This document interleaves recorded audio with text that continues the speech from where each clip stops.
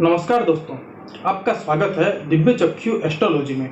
आज हम बात करेंगे योगा के सीरीज को आगे कंटिन्यू करते हुए आज बात करेंगे राज योगा के बारे में। देखिए, जो राज योग है, ये जो शब्द है, ये अपने आप में ही बड़ा ही महत्वपूर्ण है और ये अपने आप में ही अर्थपूर्ण है। एक जातक के कुंडली में कुछ ऐसा यूनियन बनेगा या तो कुछ ऐसा कॉम्बिनेशन बनेगा जो कि एक जातक को राजा की तरह जीवन जीने में बड़ा ही सहायक होगा। देखिए, राजा की तरह जीवन यानी जैसे पुराने जमाने में जैसे राजा जीते थे, बहुत सारे धन दौलत राज्य के राजा होते थे, वो मालिक होते थे, उस तरह से नहीं, विदाउट स्ट्रगल। यानी उनके जीवन में कोई स्ट्रगल ही नहीं होगा, सुख शांति से अपना जीवन व्यतीत करेंगे। सुख शांति से जीते हुए जो नेटिव होगा वो नेम को प्राप्त होगा, फेम मिलेगा, प्रॉस्पर मिलेगा, अथॉरिटी मिलेगी, वेल्थ बहुत सारा गेन करेगा, अच्छा फैमिली होगा, फैमिली का सुख होगा, सोसाइटी में अच्छा इज्जत होगा, उस तरह का बहुत सी चीजें होता है। ऐसा कॉम्बिनेशन होगा जो कि सिर्फ केंद्र और केंद्र के लॉर्ड या तो केंद्र और केंद्र के बीच में ही होगा। ऐसा कुछ योगा आएगा जो कि सिर्फ त्रिकोण के हाउस के बीच होगा। ऐसा कुछ योगा आएगा जो कि डेबिलेटेड प्लैनेट ही दे सकते हैं, और ऐसा भी कुछ योगा आएगा जो कि एक्सल्टेड प्लैनेट होगा, मूल त्रिकोण राशि का अधिपति होगा, ओन साइन का लॉर्ड होगा तो वो भी देगा। ऐसा कुछ प्लैनेट होगा जो कि एक्सल्टेड प्लैनेट होगा, केंद्र में बैठ जाए या तो केंद्र का लॉर्ड त्रिकोण में बैठ जाए। ऐसे बहुत सारे कॉम्बिनेशन आ सकता है और इस तरह के ये 100 से अधिक योगा बनते हैं। तो आइए शुरू करते हैं राजयोगा का पहला योगा।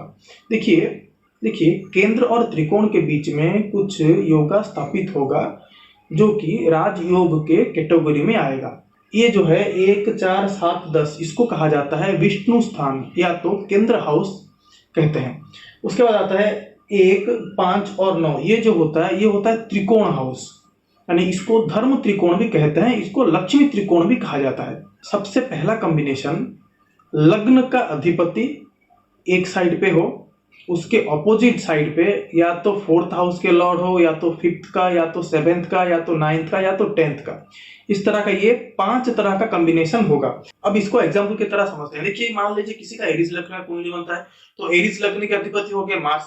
मान लीजिए मार्स चार्ट की कोई भी जगह पे है, मान लीजिए मार्स 3rd हाउस पे ही है, तो 3rd का ऑपोजिट में या तो 9th हाउस होता है। तो 9th हाउस में या तो 4th हाउस का लॉर्ड हो, या तो 5th का हो, या तो 7th का, या तो 9th का, या तो 10th हाउस का लॉर्ड हो। तो इस तरह का ये 5 कॉम्बिनेशन बनेगा ऑपोजिट साइड पे, यानी लग्न लॉर्ड जहां पे होगा उसके ऑपोजिट साइड पे 4th, 5th, 7th और 9th और 10th हाउस के लॉर्ड होंगे, तो ये बनेगा। अब देखते हैं दूसरा कॉम्बिनेशन। देखिए, दूसरा कॉम्बिनेशन कुछ ऐसा बनेगा, लग्न चार्ट का 4th हाउस का लॉर्ड एक साइड पे होगा, उसके ऑपोजिट साइड पे या तो 7th हाउस का या तो 10th हाउस का लॉर्ड होगा, तो भी एक राजयोगा क्रिएट होगा। ये देखिए, केंद्र और केंद्र के बीच में प्रस्तुत हो रहा है। पहला वाला जो बात की है वो केंद्र और त्रिकोण के बीच में प्रस्तुत हो रहा है। अब देखिए, इसी सीरीज का तीसरा पार्ट, 5th हाउस का लॉर्ड एक साइड पे होगा, 9th हाउस का लॉर्ड एक साइड पे होगा, तो भी एक तरह का राजयोगा क्रिएट होगा। 7th हाउस का लॉर्ड एक साइड पे होगा, 9th और 10th हाउस का लॉर्ड अपोजिट साइड पे होगा, तो भी एक राजयोगा क्रिएट होगा। 5th हाउस का लॉर्ड एक साइड पे होगा, 7th and 10th and 9th house का लॉर्ड अपोजिट साइड पे होगा, ये भी एक कॉम्बिनेशन बनेगा। 7th का लॉर्ड एक साइड पे होगा, 9th का लॉर्ड अपोजिट साइड पे होगा, तो भी एक राजयोगा बनेगा।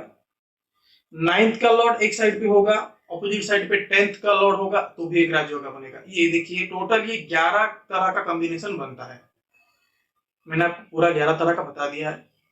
देखिए, केंद्र और त्रिकोण के बीच में और भी 2-3 तरह का योग क्रिएट हो सकता है, जैसे 9th हाउस के लॉर्ड प्लस 10th हाउस के लॉर्ड दोनों कंबाइन होके, कोजॉइंट होके एक साथ कोई भी घर में बैठ जाए, तो भी एक राजयोगा क्रिएट होगा।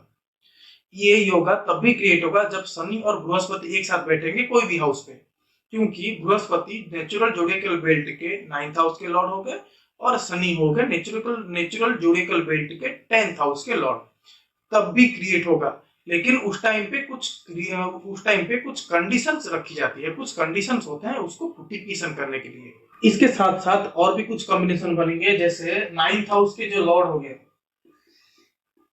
9th हाउस के लॉर्ड हो गए और लग्न के जो लॉर्ड हो गए, 9th हाउस और लग्न के जो लॉर्ड हो गए, वो कंबाइन होके एक ही घर में बैठ जाए, तो भी एक राजयोगा क्रिएट होगा, जिसका नाम होगा लग्न धर्म अधिपति योग। उसी तरह 10th हाउस के लॉर्ड और लग्न के लॉर्ड एक साथ बैठेंगे तो भी एक राजयोग का क्रिएट होगा जिसका नाम होगा कर्म लग्न अधिपति योग। देखिए ये सब योगा तभी फ्रूटिफिकेशन होगा जब जो भी योगा क्रिएट करने वाला प्लैनेट होगा वो 8th और 11th हाउस के लॉर्ड ना होना चाहिए। यानी जो केंद्र त्रिकोण का लॉर्ड बन गया एट ए टाइम उसी चार्ट पे ही वो 8th और 11th हाउस के लॉर्ड नहीं होने चाहिए, तभी जाके वो योगा क्रिएट करेंगे और उसका फ्रूटिफिकेशन भी करेंगे। किसी भी जातक के कुंडली में 3 या तो 3 से ज्यादा प्लैनेट एक्सल्टेड हो, या तो मूल त्रिकोण साइन में हो या तो ओन साइन में हो, लेकिन वो केंद्र में हो या तो त्रिकोण में हो, तभी जाके ये राजयोग फॉर्मेशन होगा। इसमें कुछ और एडिशन कर लीजिए, अगर सेम कॉम्बिनेशन रहेगा या तो एक्सल्टेड हो 3 से ज्यादा प्लैनेट, या तो एक्सल्टेड हो या तो मूल त्रिकोण साइन में हो या तो ओन साइन में हो, या तो वो सेकंड या तो 11th हाउस में हो, तो ये वेल्थ गिविंग राजयोग बन जाएगा। चाहे प्लैनेट्स की कॉम्बिनेशन दूसरा कुछ भी रहे, लेकिन इनको पैसा बहुत देखने को मिलता है, ये बहुत पैसा इनकम करते हैं। अब देखते हैं दूसरा कॉम्बिनेशन। देखिए कोई भी जातक के कुंडली में 3 या तो 3 से ज्यादा प्लैनेट दिग्बली हो, उनके पास डायरेक्शनल स्ट्रेंथ हो, तो ही जाके ये इस तरह का एक राजयोग क्रिएट होगा। दिग्बली यानी देखिए बृहस्पति और मर्क्यूरी को लग्न में दिग्बली मिलता है, 4th हाउस में चंद्रमा और वीनस को मिलता है दिग्बल, 7th हाउस में शनिदेव को मिलता है दिग्बल, 10th हाउस में रवि और मार्स को मिलता है दिग्बल। यानी ये जो कॉम्बिनेशन तभी क्रिएट होगा एक जातक के कुंडली में 3 या तो 3 से ज्यादा प्लैनेट दिग्बली हों, तभी जाके योगा क्रिएट होगा। देखिए ये जो दिग्बली है ये चार का चार केंद्र हाउस ही है, यानी ये भी एक केंद्र में ही क्रिएट होगा, यानी पूरे के पूरे प्लैनेट केंद्र में होंगे। अब इसी का ही तीसरा पार्ट देखिए, कोई भी जातक के कुंडली में चंद्रमा लग्न 10th हाउस तीनों में से कोई भी एक एट ए टाइम 4 या तो 4 से ज्यादा प्लैनेट से इन्फ्लुएंस्ड हो, तो ये क्रिएट होगा। देखिए इन्फ्लुएंस यानी उसके साथ ही कोजेंट होके बैठना नहीं है, उसको एक्सपेक्ट करना भी उसको इन्फ्लुएंस की कैटेगरी में आ जाएगा।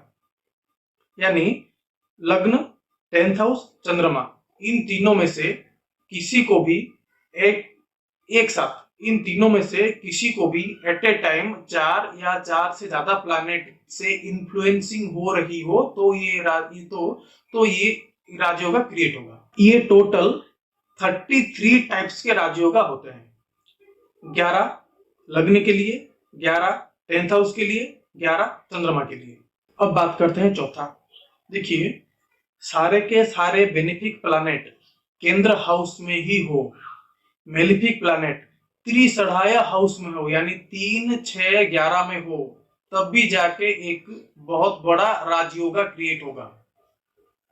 देखिए ये राजयोगा का कोई रिजल्ट मैं इसीलिए नहीं बता रहा हूं क्योंकि हाउस के सिग्निफिकेंट हाउस के कुछ होते हैं, हाउस के कारकत्व होते हैं, कुछ होते हैं साइन के कारकत्व होते हैं, कुछ होते हैं प्लान के कारकत्व होते हैं। इन तीनों को कॉम्बिनेशन करने के बाद रिजल्ट में बहुत भेरी हो जाता है, इसलिए इसका कोई फ्रूटिफिकेशन का रिजल्ट मैं आपको नहीं बता रहा हूँ। अब बात करते हैं पांचवा पार्ट। देखिए त्रिक हाउस के लॉर्ड यानी कोई भी जातक के कुंडली में 6 8 और 12 हाउस के जो अधिपति होंगे, जिसे कि दुस्थान भी कहा जाता है, 6 8 और 12 हाउस के जो लॉर्ड होंगे वो डेबिलेटेड होंगे एंड एट ए टाइम वो लग्न को एक्सपेक्ट करेंगे, तो भी एक राजयोगा क्रिएट होगा। अगर कुंडली में 3 6 8 और 11 में कोई भी डेबिलेटेड प्लैनेट हो, लग्न के जो लॉर्ड होंगे उनका पोजीशन अच्छा हो, वो कोई भी मेलिफिक प्लैनेट से इन्फ्लुएंस्ड ना हो रहे हो, तथा एट ए टाइम लग्न का लॉर्ड लग्न को ही एक्सपेक्ट कर रहे हो, तो भी जाके एक तरह का राजयोगा क्रिएट होगा।